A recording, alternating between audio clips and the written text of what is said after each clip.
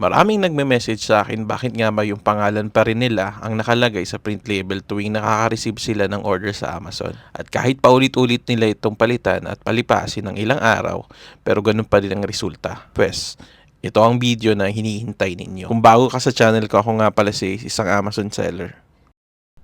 Una mo ngang gagawin ay pupunta ka lamang sa account info at dyan sa settings ng Amazon selling account mo na kung saan makikita natin na shipping and returns information. Malamang nakita mo na ito pagkatapos mo nga ma-open ang account mo sa Amazon Seller Central. Para sa kaalaman ng iba, dito mga pinapilitan yung address mo just in case na lumipat ka ng bahay. Dito nga nakabase si Amazon kung ano man yung address na ilalagay mo.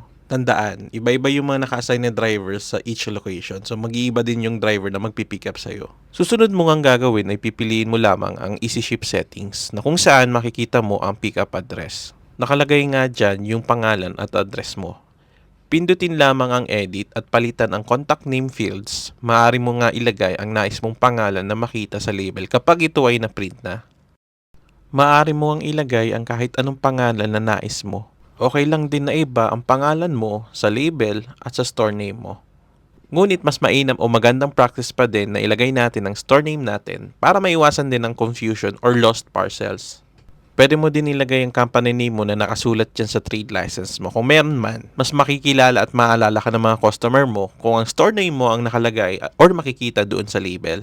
At unlimited nga yung pagpapalit ng pangalan dyan. So, huwag ka mag-alala, pwede kang paulit-ulit na magpalit ng iyong pangalan. Kung napalitan mo na nga ang mga detalyeng ito, hintayin lamang ng mga at least 1 hour para makita ang resulta ng iyong label.